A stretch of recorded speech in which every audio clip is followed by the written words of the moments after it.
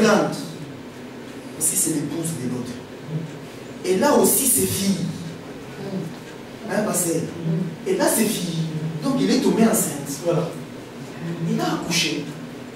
Des filles. Pas des garçons. Des filles. Ça, je l'ai dit au pasteur. Le fils. Donc, il y a deux semences. Quand tu reçois la semence de Dieu, nous, on ne le sait pas. Quand tu reçois la semence du diable, nous, on ne le sait pas. C'est-à-dire que tu peux venir aussi ici dans cette maison, dans ces 4 murs. Ce n'est pas que tous ceux qui sont sur ces 4 murs reçoivent la semence de Dieu. Mais comment nous, on va les savoir? Il y a un témoignage qui doit être rendu. L'esprit doit venir dire ça, c'est la semence de Dieu. Vous voyez ça? Quand la semence vient, le feu vient, c'est alors que nous on sait que, donc ici, il y avait la semence de Dieu. C'est pourquoi Dieu dit, mieux vaut la fin d'une chose que son commencement. Au commencement, nous ne savons rien. Parce que c'est caché. C'est caché. Personne ne voit la semence. Elle passe entre les mains des 4 êtres vivants. Ensuite, les 4 êtres vivants sortent les 24 vieillards. Quand les 24 vieillards sont 24, il y a l'adoration qui commence. On dit, comme ils sont 24, voilà, ça c'est la semence de Dieu. Quand ils sont 25, non, nous allons même appeler Élie. Il va venir bien nous expliquer cela. Parce que lui, il s'est moqué des prophètes de Baal. Quand il a regardé, il a vu 13 pierres. Prier encore fort. Parce qu'il avait l'assurance. Il savait que l'autel là, ce n'est pas la semence de Dieu. Dieu ne pourra jamais descendre. C'est-à-dire, le feu ne viendra pas dire Amen. Voilà, la vie est ici. Parce que le souffle de vie, c'est le feu. Le feu ne vient que se poser sur l'autel. Parce que sur l'autel, il y a la vie. Si tu l'as dit. Baptême de feu. C'est-à-dire quand le feu vient, c'est que la vie est là. Lui, il ne vient que témoigner. Que cette semence, c'est la bonne. C'est la semence de l'arbre de vie au milieu du jardin. Alors, si toi tu viens me dire que non, j'ai déjà reçu le feu. J'ai le Saint-Esprit. Nous allons examiner ta semence. Vous comprenez? C'est pourquoi nous, même quand quelqu'un, quelle que soit sa renommée, il vient, il prie au nom de Jésus, les boiteux se lèvent, les aveugles voient. Nous allons applaudir. Amen. Maintenant, nous allons examiner. Si le feu va nous dire Amen, c'est ma semence. Ce n'est pas le spectacle qu'il fait qui va nous émouvoir, qui va nous intéresser. Non. C'est la semence. Nous allons attendre qu'il puisse dire. Vous comprenez? Quand il va ouvrir sa bouche, nous allons voir si c'est la vie ou c'est la mort qui sort. C'est aussi simple que ça. C'est pourquoi quand Jésus faisait des miracles, et les apôtres, ils le suivaient. Maintenant, une fois il leur dit, vous ne partez pas, vous ne suivez pas les autres que j'ai chassés. Il dit, mais Seigneur, c'est toi qui as les paroles de vie. Vous comprenez? C'est-à-dire les apôtres, et ce qui les intéressait, ce n'est pas les miracles. Non, parce que les autres suivaient Jésus parce qu'il a fait un miracle. Il reproduit les pains et le poisson. Ils ont mangé, ils ont commencé à suivre. Mais eux, non, c'est toi qui as les paroles de vie. De ce qui les intéressait auprès de Jésus, ce sont les paroles, la sémence. Et la sémence, pour la savoir, il faut que l'homme parle. C'est pourquoi la Bible, ça c'est pas moi qui dis, hein, c'est pas moi. C'est la Bible qui nous donne ces conseils-là. Que si quelqu'un fait des miracles, ne t'impressionne pas. Attends. Après, viens maintenant vérifier la sémence. C'est-à-dire, cette personne-là doit maintenant présenter le Dieu qui a fait ces miracles-là. Si te présente Jésus, Amen.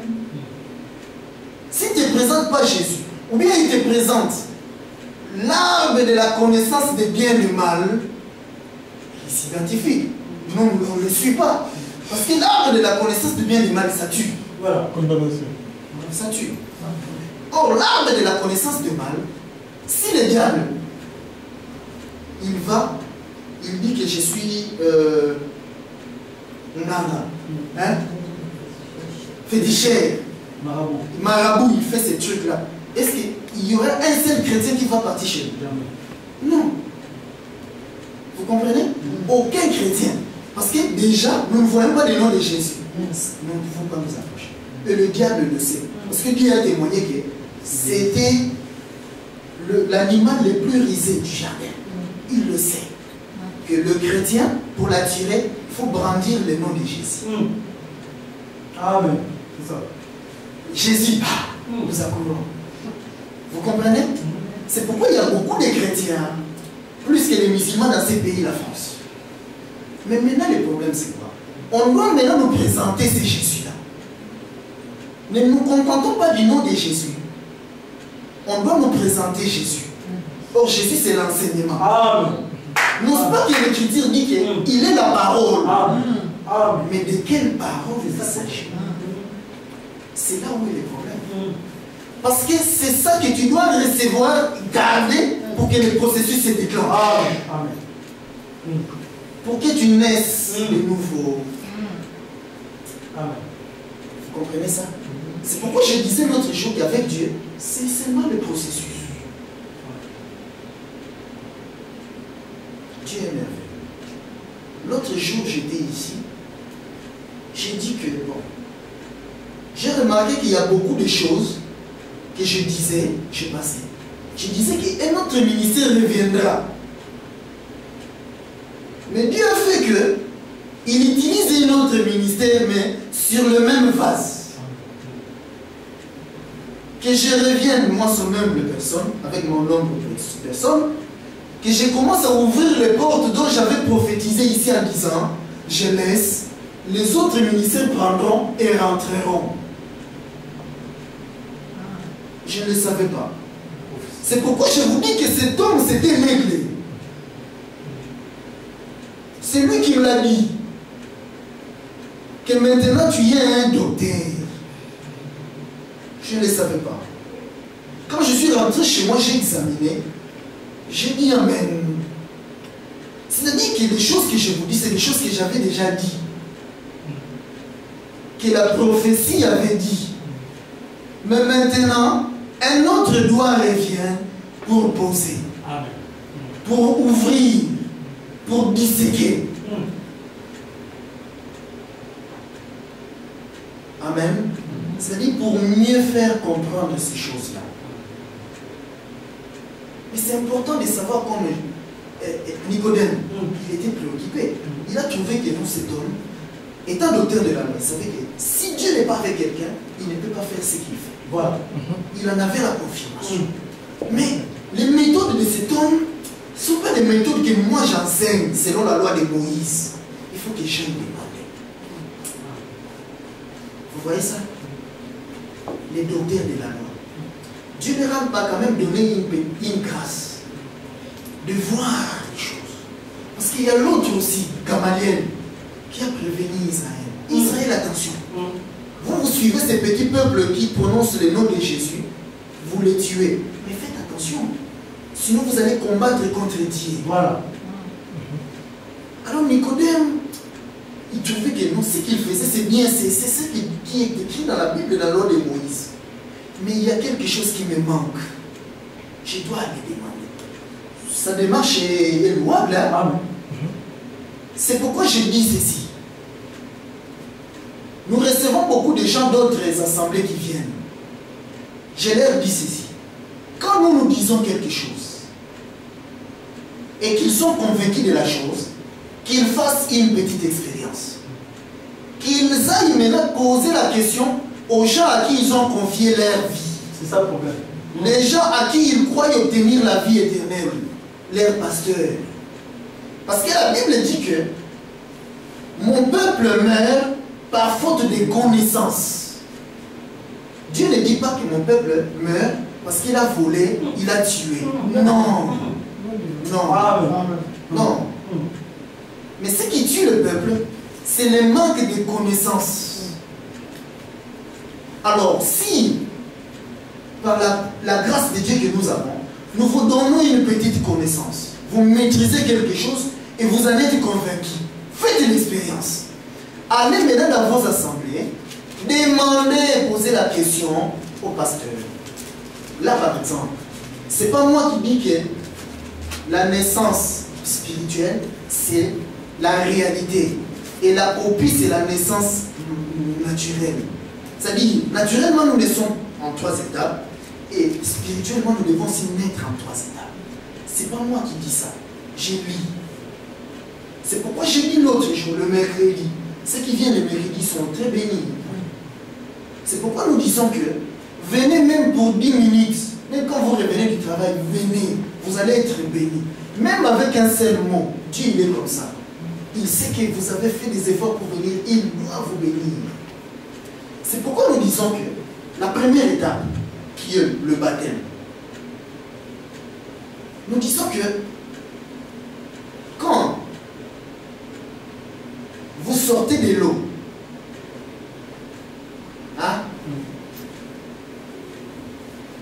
Dieu, c'est-à-dire Dieu vous déplace pour faire un travail.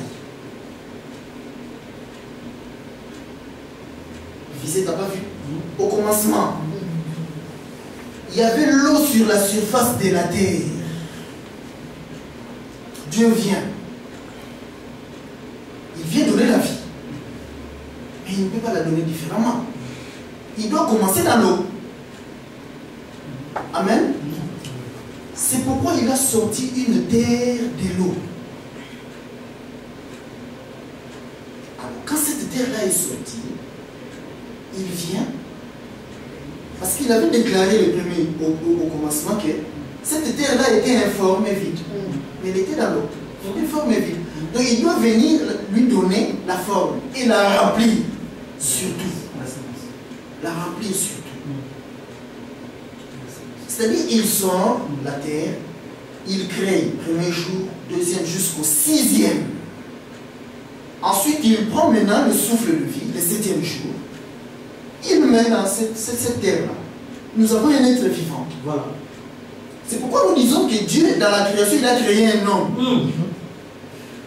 Parce que le chiffre 6, c'est le chiffre de l'homme. Voilà. Parce que nous ne pouvons pas tout lire par faute de temps. Mais la Bible nous dit que Dieu a créé en 6 jours et le 7e il s'est reposé. En réalité, l'homme est créé en 6 jours.